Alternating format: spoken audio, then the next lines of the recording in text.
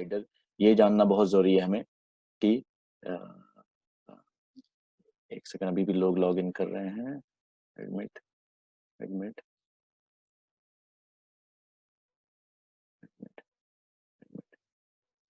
हम्म तो आज का जो हमारा टॉक है, मैंने जैसे बताया कि हम लोग पेन पे डिस्कस करेंगे। हमारे मेजोरिटी ऑफ पेशेंट जो आ रहे होते हैं हमारे पास इसलिए आ रहे होते हैं कि उनको किसी तरह का दर्द हो रहा होता है।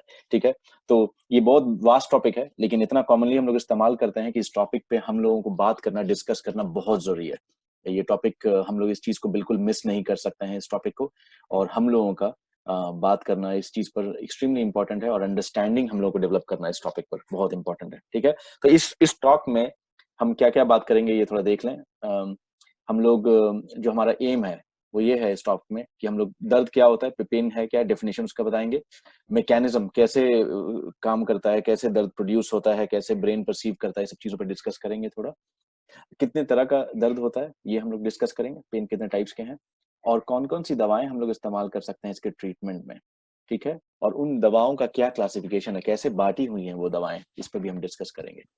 ठीक है, सो अब डेफिनेशन पे हम आ जाते हैं। क्या है पेन का डेफिनेशन, क्या होता है पेन?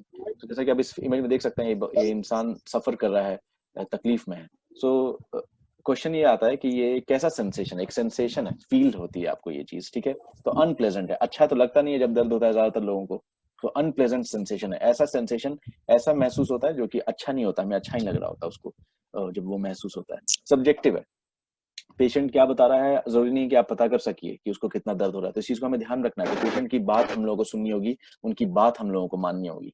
ठीक है, तो इस चीज को हमें ध्यान रखना है कि पेशेंट को जो दर्द हो रहा है वो सब्जेक्टिव एलिमेंट है। ठीक है, उसके बाद हम लोग देखेंगे कि पेन एक्यूट भी हो सकता है और क्रॉनिक भी हो सकता है। क्या मतलब हुआ इसका? एक्यूट पेन का मतलब हुआ कि ऐसा पेन जो अभी हाल में ही शुरू हुआ, कम टाइम में शुरू हुआ है, आज कल, मतलब विद इन फ्यू डेज शुरू हुआ है। क्रॉनिक पेन का मतलब होता है ऐसा दर्द जो कि हफ्तों और महीनों से हो रहा है। जनरली 3 महीना उसका बहुत अच्छा डेडलाइन है कि 3 महीने से अगर कोई दर्द अगर आपको हो रहा है, नहीं जा रहा है, तो उसको क्रॉनिक पेन की कैटेगरी में हम लोग डाल देते हैं। तो एक्यूट और क्रॉनिक बस ये बताता है हमें कि कितने देर से ये दर्द किसी को हो रहा है। ठीक है, तो ऑब्वियसली सर्जरी जो लेकर के आते हैं उन लोगों को जब ऑपरेशन के ठीक बाद दर्द होता है उसको एक्यूट पेन कहा जाता है। अगर 4 महीने के बाद ऑपरेशन के आ रहे हैं फिर वही दर्द बता रहे हैं तो उसको क्रॉनिक पेन कहेंगे। ठीक है, उसके बाद ये समझना है हमें कि पेन कोई मजाक चीज नहीं है, बहुत कॉम्प्लिकेटेड होती है उसको समझना। कैसे हमारा ब्रेन परसीव करता है, कैसे हमें लगता है दर्द कैसे जाता है, क्या पाथवे, क्या वायर से हमारे ब्रेन में पहुंच रहा है, कैसे हमें पता लगता है कि दर्द क्या हो रहा है। ये काफी कॉम्प्लिकेटेड प्रोसेस है, इसके बारे में थोड़ा सा जानने की कोशिश करेंगे हम अपने इस प्रेजेंटेशन के थ्रू। ठीक है, तो इन सब चीजों को समझने के लिए ये फिगर जो हमने बनाया है, ये फिगर को समझना बहुत जरूरी है हम लोगों के लिए।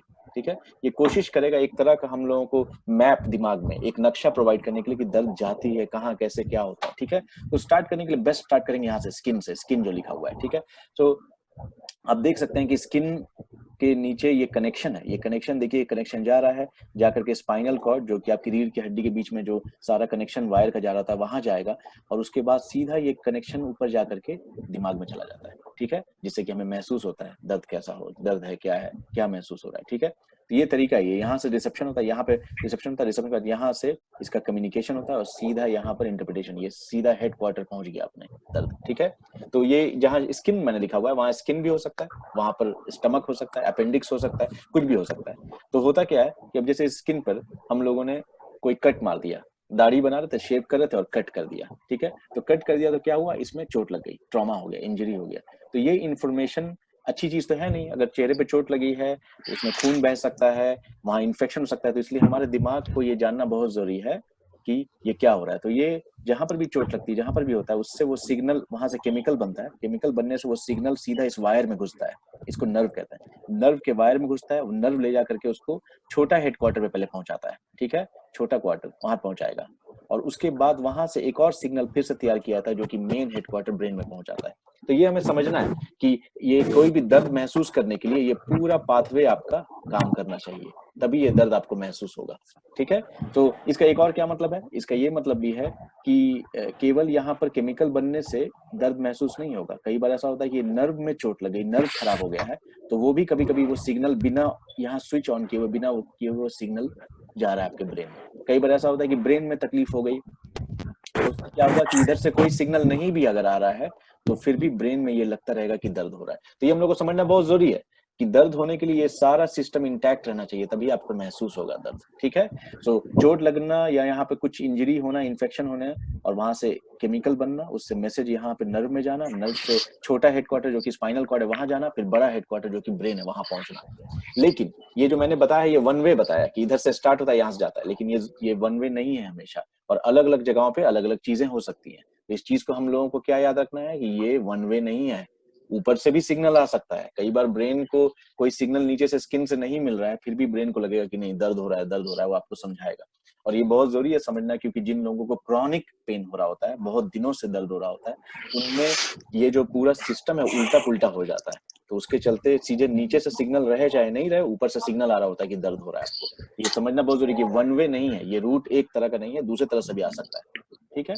उसके नेक्स्ट स्लाइड में हम समझने की कोशिश करेंगे कि कितने तरह का मतलब दर्द कैसा कैसा हो सकता है।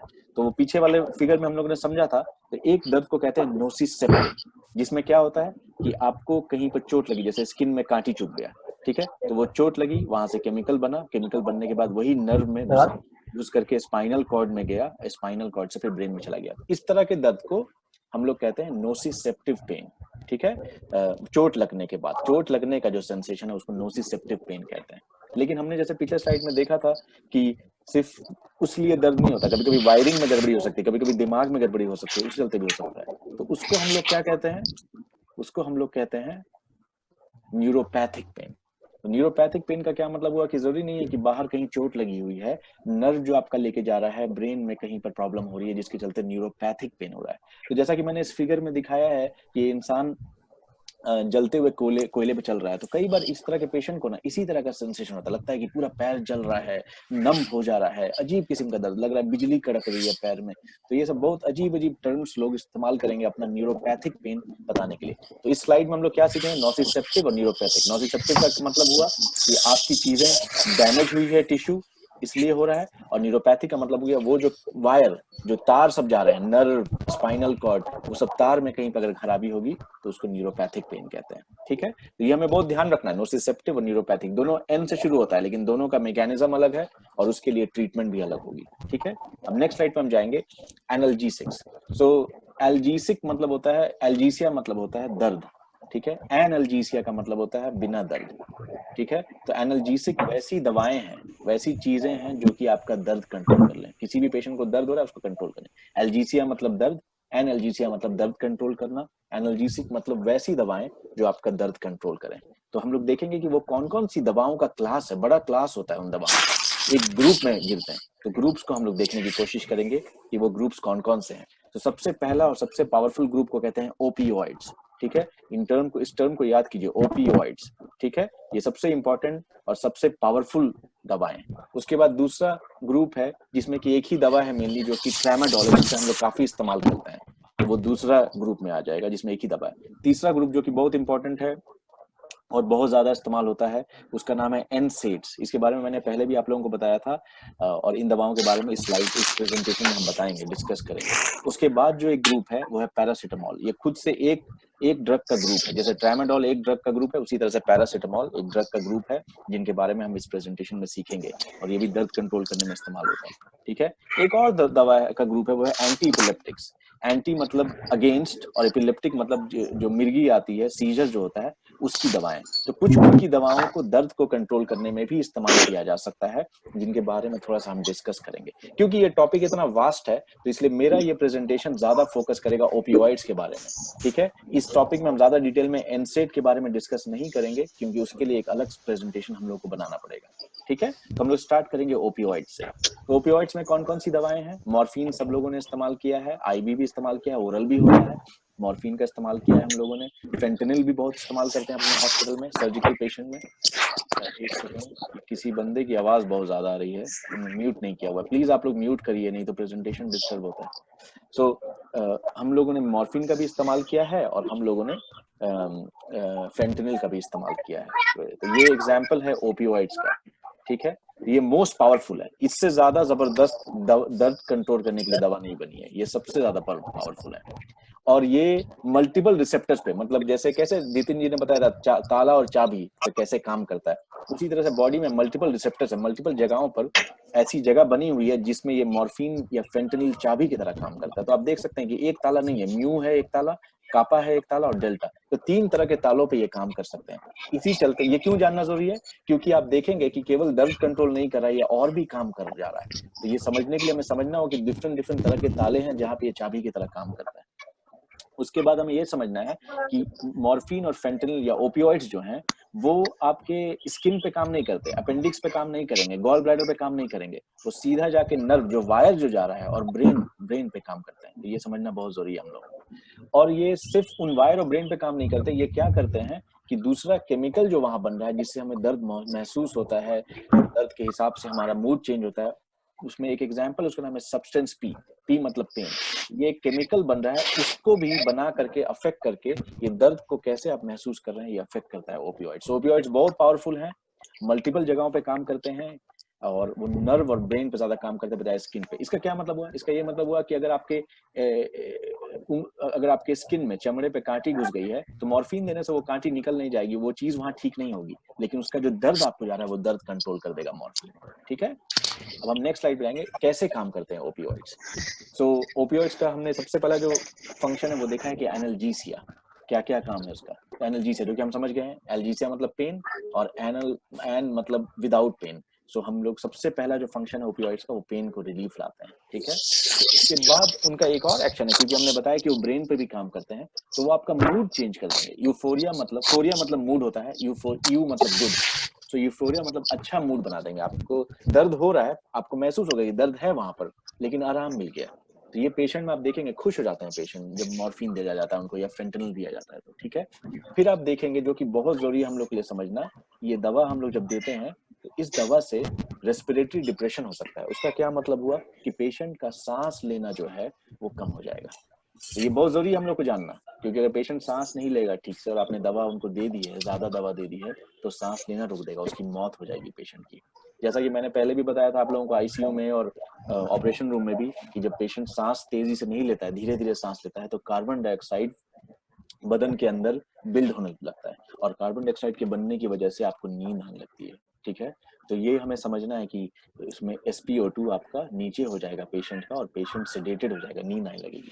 तो इस चीज को हमेशा ध्यान रखना है, हमें मॉनिटर करना है जब हम पेशेंट को दे रहे हैं, खास करके बूढ़े पेशेंट में। ठीक है, नेक्स्ट जो है हमारा वो है मियोसिस। ये बहुत इंपॉर्टेंट है, इसको समझिए। मियोसिस एक समझिए कि एक मेडिकल टर्म है जिसका मतलब होता है कि जो प्यूपिल है, ये आपका आंख में ये छोटा सा छेद है जिससे ब्लैक दिख रहा है, वो छेद है ना बहुत छोटा हो जाएगा, एकदम पिन पॉइंट छोटा हो जाएगा। तो ये क्यों जानना हमारे लिए जरूरी है, क्योंकि हम पेशेंट का आंख देख करके पहचान सकते हैं कि दवा के चलते हो रहा है क्या, पेशेंट को जो नींद आ रही है, सांस जो कम ले रहा है, वो क्यों ले रहा है, दवा जो हमने दी है, मॉर्फिन जो दिया या फेंटेनिल दिया, उसकी वजह से हुआ है कि नहीं। ये देखना बहुत जरूरी है, कभी भी पेशेंट का आंख देख करके आप बता सकते हैं कि उसको मॉर्फिन या फेंटेनिल दिया गया है, ये हमेशा समझना जरूरी है। ठीक है, नेक्स्ट जो है कुछ कुछ पेशेंट्स को ये भी होता है प्लूराइटिस। प्लूराइटिस मतलब होता है खुजली, खुजली होना या अर्टिकेरिया होना, ये पेशेंट को होता है ओपियोइड्स देने में।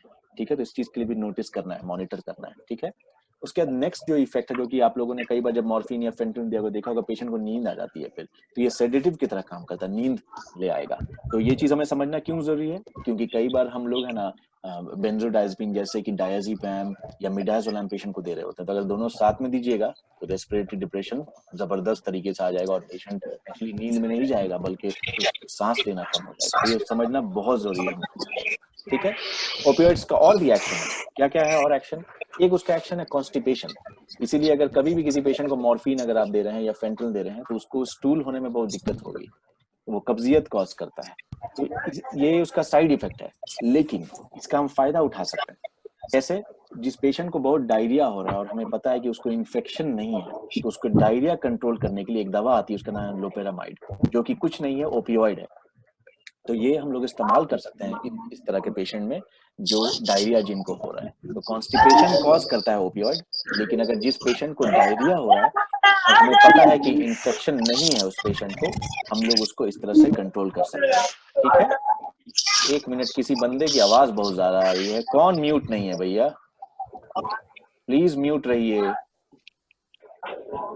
ठीक, ओके, सो कॉन्स्टिपेशन करता है ओपियोइड्स, अगर मॉर्फिन दीजिए कॉन्स्टिपेशन, लेकिन उसको हम लोग फायदे में यूज कर सकते हैं जिन पेशेंट को नॉन इन्फेक्शियस डायरिया, जिनको इन्फेक्शन नहीं हुआ है, उसका डायरिया हम कंट्रोल करने के लिए दे सकते हैं उनको, ठीक है। और कौन सा इफेक्ट है, एंटी टसिव। इसका क्या मतलब होता है, टसिव मतलब होता है खांसी करने वाली दवा, तो एंटी टसिव मतलब खांसी रोक देगी ये बहुत पावरफुल इसका एक्शन है। और उसमें हम लोग क्या क्या इस्तेमाल करते हैं दवा, आपने देखा होगा कि बेनाड्रिल डीआर जो इस्तेमाल करते हैं, जिसमें डेक्स्ट्रोमेथोमॉर्फिन दवा जो है हम लोग इस्तेमाल करते हैं। तो हमने देखा होगा बेनाड्रिल डीआर है, उसमें डेक्स्ट्रोमेथामॉर्फिन जो कि ओपियोइड है, इसके नाम में देखिएगा ना, तो मॉर्फिन ऑर्फिन टाइप से नाम है, जैसा मॉर्फिन का नाम है, क्योंकि वो ओपियोइड है, ठीक है। ये दवा है। उसके अलावा कौन सी दवा है जो कि बहुत पावरफुल खांसी की दवा है, वो है कोडीन। कोडीन बहुत पावरफुल खांसी की दवा है, उससे दर्द उतना कंट्रोल नहीं होता, लेकिन खांसी जबरदस्त कंट्रोल कर देगी। तो ये चीज हमें याद रखना है कि ओपियोइड्स का और भी एक्शन होता है दर्द कंट्रोल करने के अलावा, और उसके चलते हमारे साइड इफेक्ट्स भी हैं, और उसके चलते हमारे और भी एक्शन है जिनको हमें समझना बहुत जरूरी है, ठीक है। अब हम नेक्स्ट स्लाइड पे जा रहे हैं।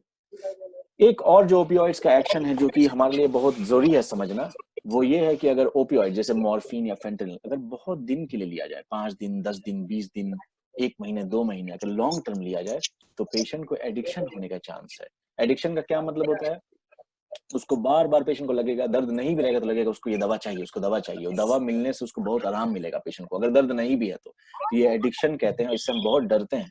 तो इन दवाओं को इस्तेमाल करने से, खास करके लॉन्ग टर्म इस्तेमाल करने से हमें बहुत डरना चाहिए, और हमें ये चीज सोचना चाहिए कि हम इन दवाओं को लंबे टर्म इस्तेमाल नहीं करेंगे, क्योंकि इनका एडिक्शन पोटेंशियल है, ये दवा की आदत पड़वा देगा आप सबको, ठीक है। सो ओपियोइड्स बहुत अच्छी दवाएं हैं, पावरफुल है, लेकिन उनका बहुत सा इफेक्ट होता है, और हम उस सबको ध्यान से समझना है, और इसीलिए मैं रिव्यू करना चाहूंगा ओपियोइड्स को। और उसको रिव्यू करने से पहले एक और चीज मैं बताना चाहूंगा कि याद रखिए, पेशेंट ज्यादा दवा दीजिएगा, पेशेंट सो जाएंगे, उनका ऑक्सीजन कम हो जाएगा, CO2 बढ़ने लगेगा। तो अगर ऐसा कभी हो जाए, सबसे पहला काम ये करना है कि आंख देखना है पेशेंट का, उसका आंख में जो प्यूपिल है वो छोटा हुआ है कि नहीं हुआ है।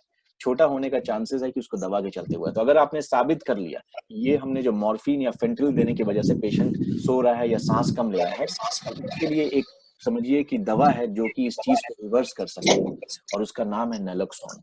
और ये दवा हमारे सारे आईसीयू में जहां पर भी हम मॉर्फिन या फेंटनिल देते हैं मौजूद रहना चाहिए। ये दवा बहुत जरूरी दवा है, और ये दवा हमें रखना चाहिए पास में जब भी हम मॉर्फिन या फेंटनिल दे रहे हैं, क्योंकि कभी कभी हम मॉर्फिन या फेंटनिल गलती से पेशेंट को ज्यादा दिला सकता है, तो उसको रिवर्स करने के लिए यही तरीका है उसका। तो ये इंपॉर्टेंट दवा है। एक और चीज याद रखना है कि मॉर्फिन या फेंटनिल ये कोई भी दवा दिया जाए तो पेशेंट को मॉनिटर करना बहुत जरूरी है, उसका SpO2 देखना, उसका हार्ट रेट कैसा है, बात कर रहे हैं कि नहीं कर रहे हैं, नींद ज्यादा तो नहीं आ रही है, ये चीज देखना बहुत जरूरी है। तो इन समरी हम देखेंगे क्या क्या चीजें ओपियोइड्स के बारे में हमने सीखा।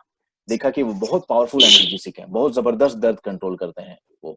दूसरी चीज हमने देखी कि उनकी सिर्फ दर्द कंट्रोल करने की क्षमता नहीं, और भी चीजें वो कर सकते हैं जिनको हम यूटिलाइज कर सकते हैं, ठीक है।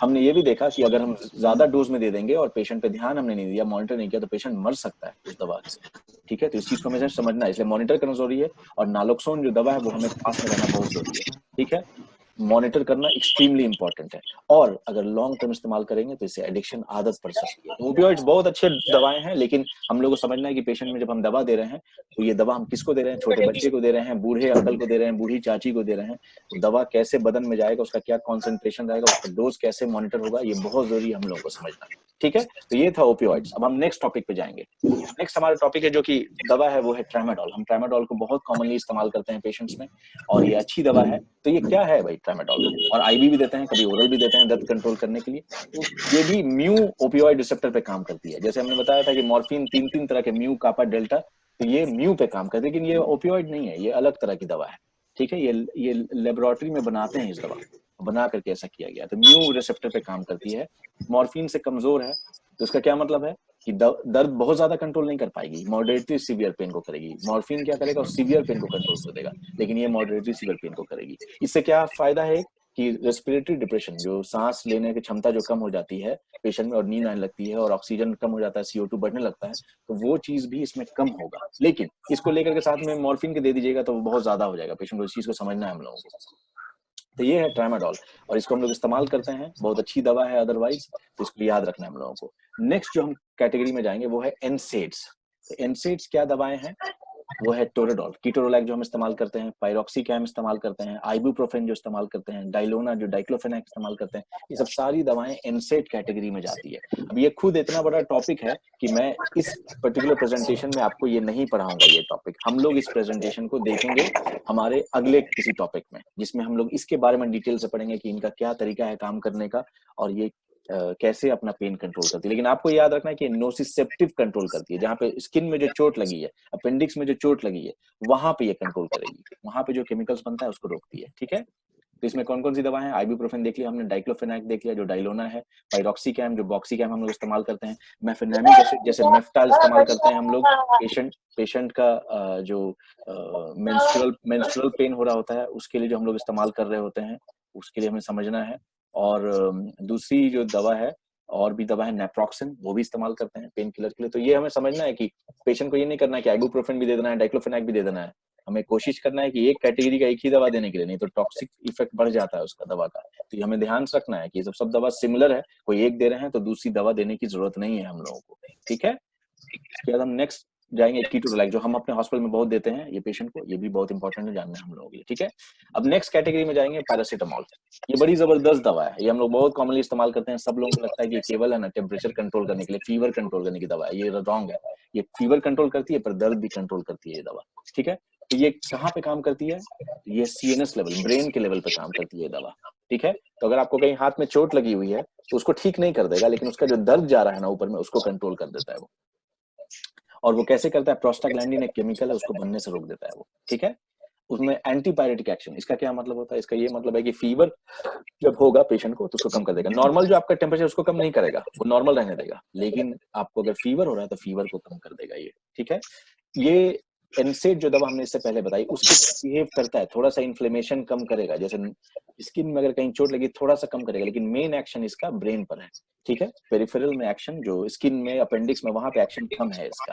ठीक है, और एक और चीज बहुत जरूरी याद रखना कि एनसेड नहीं है ये आइबुप्रोफेन नहीं है, ये डाइक्लोफेनाक नहीं, डाइलोना नहीं है, ये कीटोरोलैक नहीं है, इसलिए उसके साथ आप दे सकते हैं, कोई दिक्कत नहीं है।